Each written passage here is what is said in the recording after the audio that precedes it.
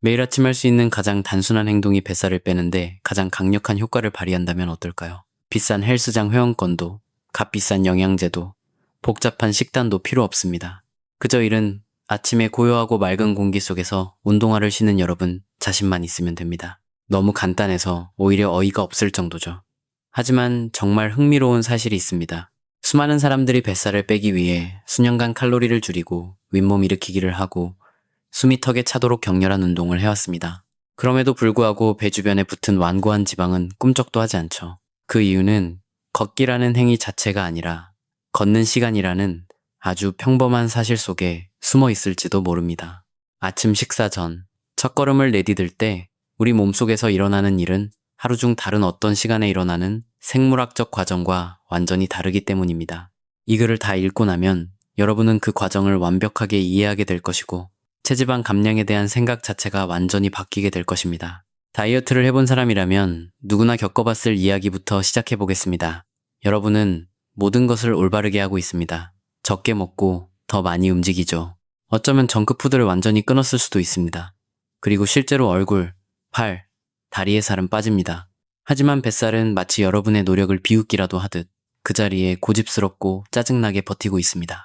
그러다 보면 혹시 내 몸에 무슨 문제가 있는 건 아닌지 의심하게 되죠. 여러분의 잘못이 아닙니다. 뱃살은 우리 몸의 다른 모든 지방과는 전혀 다르게 반응합니다. 생물학적 기능도 다르고 호르몬과의 연관성도 다르며 지방이 분해되고 타들어가는 조건도 완전히 다릅니다. 이것을 이해하는 것이 문제 해결의 첫 번째 퍼즐 조각입니다. 이 사실을 깨닫고 나면 모든 것이 앞뒤가 맞기 시작할 것입니다. 실제로 우리 몸에서 어떤 일이 일어나는지 설명해 드리겠습니다. 뱃살, 특히 장기를 둘러싸고 있는 깊은 내장 지방은 두 가지 요소에 큰 영향을 받습니다. 바로 인슐린 수치와 스트레스 호르몬, 그 중에서도 특히 코르티솔입니다. 인슐린 수치가 높을 때 우리 몸은 저장 모드에 들어갑니다.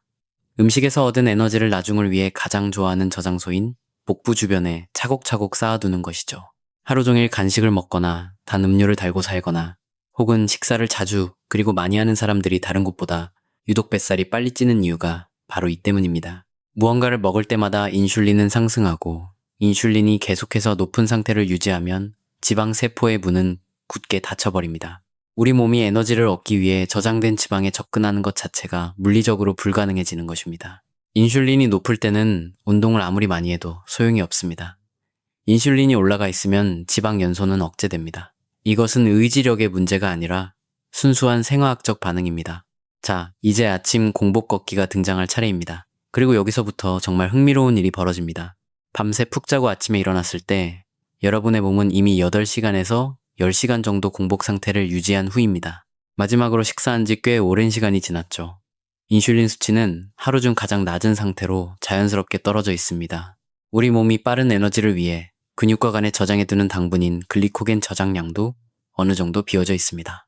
하지만 우리 몸은 잠을 자는 동안에도 끊임없이 에너지를 필요로 하기 때문에 모든 기능을 유지하기 위해 이미 조용히 지방을 태우는 모드로 전환되어 있습니다.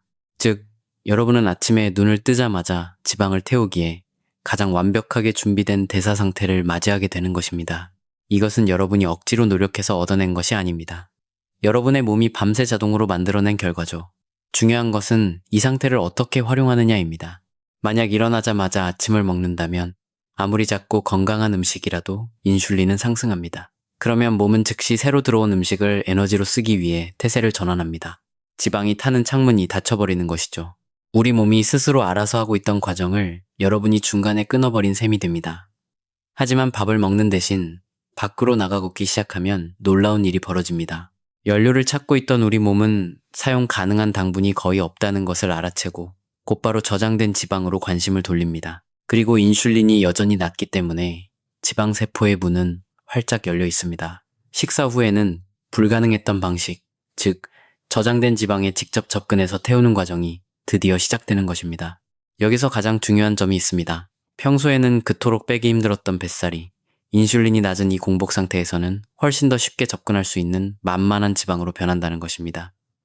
이것은 마법이 아닙니다. 그저 우리 몸이 원래 하도록 설계된 일을 할 수 있도록 올바른 환경을 만들어준 것뿐입니다. 하지만 여기서 많은 사람들이 예상치 못한 실수를 저지릅니다.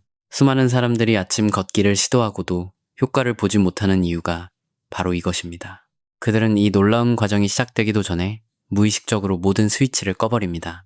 아침에 일어나서 나름대로 건강을 챙긴다며 설탕이 조금 들어간 커피를 마시거나 작은 비스킷 한 조각을 먹거나 심지어 건강해 보이는 에너지 음료를 마십니다. 그리고 그 행동은 즉각적인 인슐린 반응을 일으킵니다. 많은 양도 필요 없습니다. 설탕 한 티스푼, 달콤한 크림 한 방울, 크래커 몇 조각만으로도 우리 몸은 지방 저장소에서 에너지를 찾는 것을 멈추고 새로 들어온 포도당을 태우라는 신호를 받게 됩니다. 걷기는 그대로 진행되고 걸음수도 채워지지만 신진대사 측면에서 누릴 수 있었던 엄청난 이점은 이미 사라진 후입니다. 그래서 수많은 사람들이 아침 걷기가 뱃살 빼는데 아무런 효과가 없다고 진심으로 믿게 되는 것입니다. 그들은 스스로도 모르는 사이에 약간 잘못된 방법으로 운동을 해왔던 것입니다. 걷기 자체가 문제가 아니었습니다. 걷기 직전에 입에 넣은 그 작은 음식 하나가 문제였던 것이죠. 이제 물이나 설탕이 전혀 없는 순수한 블랙커피 외에는 아무것도 먹지 않은 진정한 공복 상태에서 걷기를 한다고 가정해 봅시다. 그러면 단순한 칼로리 소모를 아득히 뛰어넘는 놀라운 이점들이 쌓이기 시작합니다. 첫째, 앞서 설명했듯이 우리 몸은 저장된 지방을 적극적으로 끌어다 연료로 사용합니다. 둘째, 대부분의 사람들이 완전히 간과하는 호르몬적인 이점이 동시에 발생합니다. 아침 햇살을 받으며 가볍게 몸을 움직이는 것은 코르티솔 수치를 조절하는 데 큰 도움을 줍니다. 코르티솔은 흔히 나쁜 호르몬으로 알려져 있지만 완전히 악당인 것만은 아닙니다. 아침에 코르티솔 수치가 자연스럽게 최고조에 달하는 것은 우리를 잠에서 깨우고 활기차게 움직이게 하는 지극히 건강하고 정상적인 반응입니다. 진짜 문제는 스트레스나 수면 부족 혹은 앉아만 있는 생활 습관 때문에 하루 종일 코르티솔이 비정상적으로 높게 유지될 때 발생합니다. 만성적으로 높은 코르티솔은 복부 지방이 쌓이게 만드는 가장 큰 원인 중 하나입니다. 우리 몸이 생존을 위해 에너지를 뱃살에 저장하라고 명령하기 때문이죠. 따라서 자연광을 받으며 차분하고 부드럽게 아침 산책을 하면 이 코르티솔 곡선이 정상화되도록 도울 수 있습니다. 공복 상태를 통해 직접적으로 지방을 태우는 동시에 뱃살이 쌓이는 가장 근본적인 호르몬 원인 중 하나를 줄여나가는 것입니다. 완전히 다른 두 가지 각도에서 동시에 뱃살을 공격하는 셈이죠. 그리고 시간이 지날수록 강력해지는 세 번째 이점이 있습니다. 식사 전에 걷기를 하면 하루 남은 시간 동안 우리 몸의 인슐린 민감성이 훨씬 더 좋아집니다. 이것이 현실적으로 어떤 의미냐면 나중에 식사를 했을 때 음식에서 얻은 포도당을 몸이 훨씬 더 효율적으로 처리하게 된다는 뜻입니다. 지방으로 저장되는 양은 줄어들고 에너지로 쓰이는 양은 늘어납니다. 단 한 번의 아침 습관으로 그날 하루 전체의 신진대사 품질을 끌어올리는 것입니다. 마치 기계가 앞으로 16시간 동안 더 효율적으로 작동할 수 있도록 아침에 일어나자마자 0점을 다시 맞추는 것과 같습니다. 그리고 매일 아침 0점을 맞추는 이 작업이 몇 주, 몇 달 동안 꾸준히 반복되면 체성분에 진짜 눈에 띄는 변화가 나타납니다. 하지만 여기서 많은 사람들이 두 번째 치명적인 실수를 저지릅니다. 공복 걷기가 좋다면 공복 상태에서 달리기를 하거나 고강도 운동을 하면 효과가 훨씬 더 클 것이라고 착각하는 것이죠. 더 많이 노력하면 더 좋은 결과를 얻을 수 있을 거라는 생각 말입니다. 하지만 현실은 그렇지 않습니다. 이 부분은 아주 중요합니다. 공복 상태에서 몸을 한계까지 밀어붙이는 격렬한 운동을 하면 코르티솔과 아드레날린이 급격하게 치솟습니다. 몸이 극심한 스트레스 반응 상태에 빠지는 것입니다. 그리고 이러한 스트레스 상태에서는 우리 몸이 지방뿐만 아니라 근육 조직까지 분해해서 에너지로 써버릴 수 있습니다. 이것을 이화작용이라고 부릅니다. 이렇게 되면 우리가 지켜야 할 소중한 근육을 잃게 될 뿐만 아니라 공복 상태의 과도한 운동으로 인해 높아진 코르티솔이 뱃살 감량을 오히려 방해하는 역효과를 낳게 됩니다. 아침 공복 걷기의 가장 이상적인 강도는 중간 정도입니다. 호흡이 살짝 깊어질 정도로 활기차게 걷고 몸에 기분 좋은 열기가 돌기 시작할 정도면 충분합니다. 숨을 헐떡이거나 한계를 넘을 정도로 무리해서는 안 됩니다.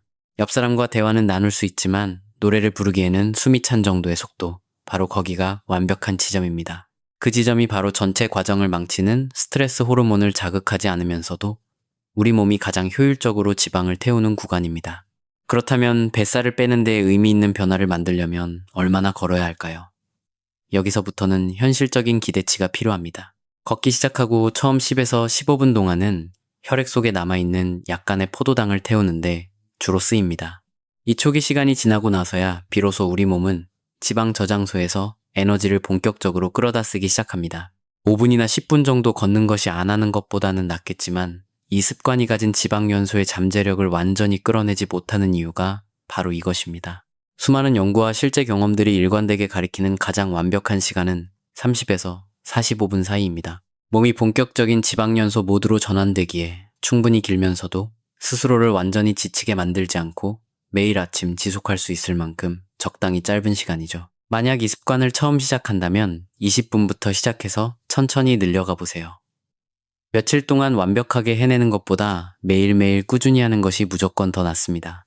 그리고 이 습관의 효과를 더욱 높이는 방법 중 절대 간과해서는 안 될 것이 바로 수분 섭취입니다. 아침에 일어났을 때 우리 몸은 밤새 숨을 쉬고 자연스러운 생리활동을 하느라 가벼운 탈수 상태에 빠져 있습니다. 아주 가벼운 탈수조차도 신진대사를 느리게 만들고 지방연소를 방해합니다. 걷기 전에 시원한 물 한 잔을 가득 마시면 소화기관이 깨어나고 신진대사에 시동이 걸리며 몸이 효율적으로 움직이는데 필요한 준비를 마칠 수 있습니다. 어떤 사람들은 공복 걷기 전에 마시는 블랙커피가 효과를 높여준다는 것을 알고 있습니다. 카페인은 지방 산화율을 높이는 것으로 밝혀졌으며 이는 우리 몸이 지방을 더 쉽게 동원하고 태울 수 있게 도와준다는 뜻입니다. 또한 아침 일찍 동기부여가 떨어질 때 에너지와 맑은 정신을 불어넣어줍니다. 하지만 여기에는 절대적인 규칙이 있습니다. 설탕, 우유, 인공 감미료는 절대 안 됩니다. 칼로리가 있는 무언가를 단 한 방울이라도 넣는 순간 신진대사의 이점은 연기처럼 사라집니다. 자, 이제 결과가 언제 나타나는지 현실적인 일정을 말씀드리겠습니다. 과장된 이야기보다는 솔직한 진실을 아실 자격이 있으니까요. 일주일 만에 배가 쏙 들어가는 일은 결코 없을 것입니다.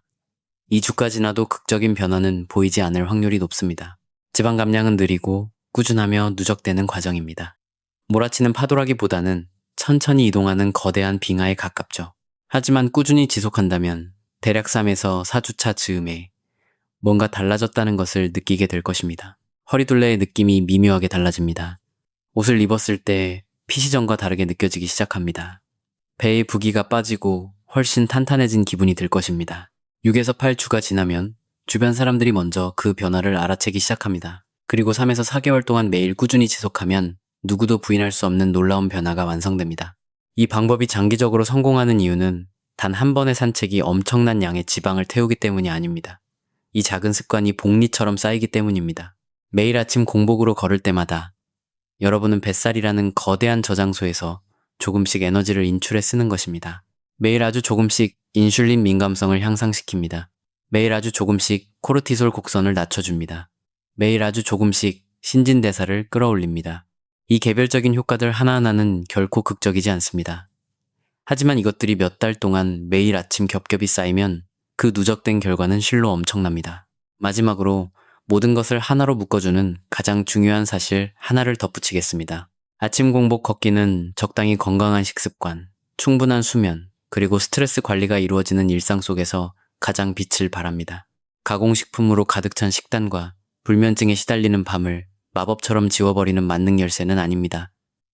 세상에 그런 단일 습관은 존재하지 않습니다. 하지만 이 습관은 진정한 신진대사의 변화를 만들어내는 가장 강력하고 접근하기 쉬우며 진입장벽이 가장 낮은 일상적인 실천입니다. 어떤 기구도 필요 없고 특별한 기술을 배울 필요도 없으며 돈이 한 푼도 들지 않습니다. 여러분의 몸, 편안한 운동화, 그리고 음식을 먹기 전에 밖으로 나가겠다는 약간의 의지만 있으면 됩니다. 그것이 필요한 전부입니다. 지나치게 복잡한 피트니스 조언과 비싼 해결책이 넘쳐나는 세상에서 이렇게 단순한 습관이 이토록 엄청난 효과를 낸다는 것은 그 자체로 조용한 혁명과도 같습니다. 그러니 내일 아침 알람이 울리고 주방의 아침 식사가 여러분을 유혹할 때 딱 한 가지만 다르게 해보세요. 물 한 잔을 마시고 밖으로 나가 상쾌한 아침 공기 속에서 30분 동안 걸어보세요. 그리고 여러분이 잠든 동안 몸이 이미 스스로 하려고 했던 그 과정을 방해하지 말고 끝까지 마칠 수 있게 내버려 두세요. 여러분의 뱃살을 빼는 데는 더 이상 복잡한 전략이 필요하지 않습니다.